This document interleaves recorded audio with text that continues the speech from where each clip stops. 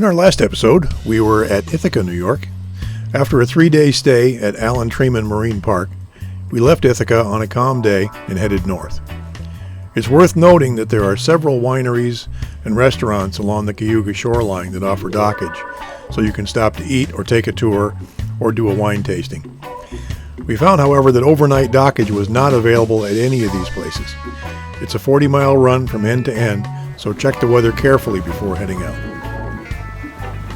When we got back to the north end of the lake, we once again stayed at the wall near Lock CS1. Our trawler has a modified mast that gives us an overall air draft of 16 foot 6 inches.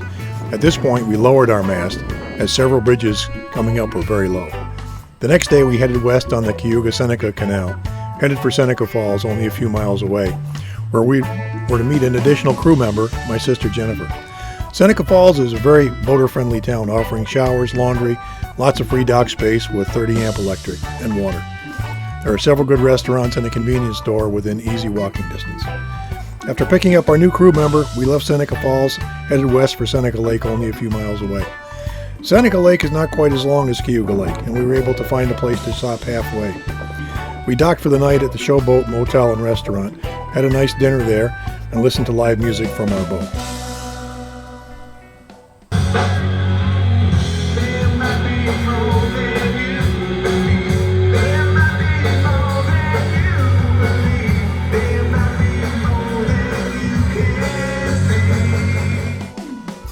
Like most places along Seneca and Cayuga lakes, the shoreline offers very little protection from the wind. There are no bays or hidey holes when the winds blow. At Showboat, things were a bit wavy until the evening when it calmed down nicely. Showboat is not a marina, and they don't claim to be. Just a restaurant-motel combo with some dock space available for overnight. The next morning we left Showboat and headed south towards Watkins Glen. We reserved a spot at the Village Marina, which turned out to be a great choice for us. The marina has a restaurant and bar on site, as well as a token-operated pump-out. There is 30-amp power and water for each dock space.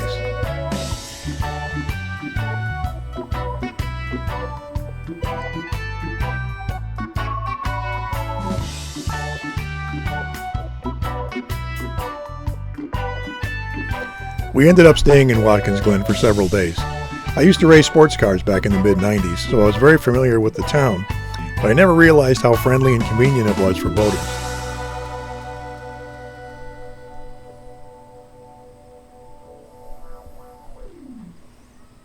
While in Watkins Glen, we toured the Glen Gorge, which is an easy walk from the marina.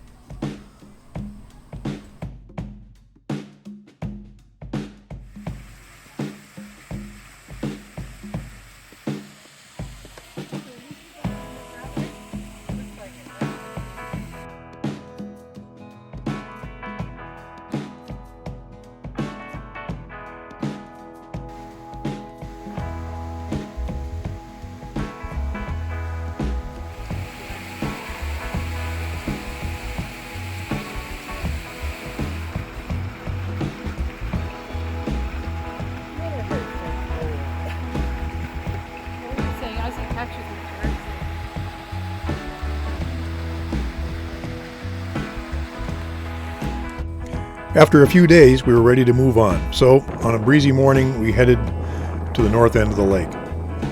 Same condition exists on Seneca Lake as did on Cayuga. There are places along both sides of the lake where you can stop to visit a winery or to have something to eat, but there's no overnight dockage.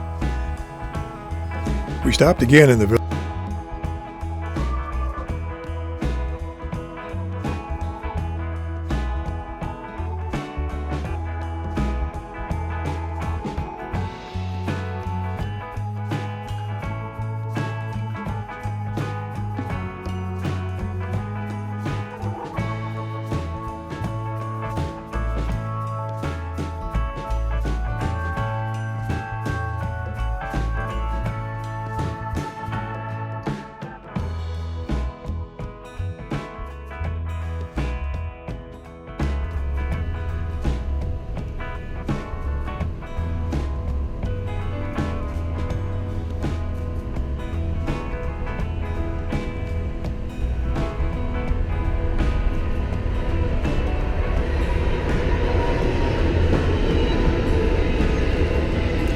We stopped for the night at Lauraville Landing, which is in Clyde, New York. The landing has room for several boats with 30 amp power and water.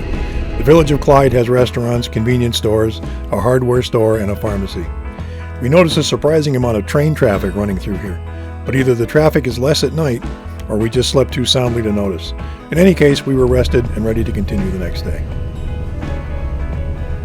After breakfast, we cast off and continued past the village of Lyons, New York to Newark, New York. Newark is another boater-friendly town.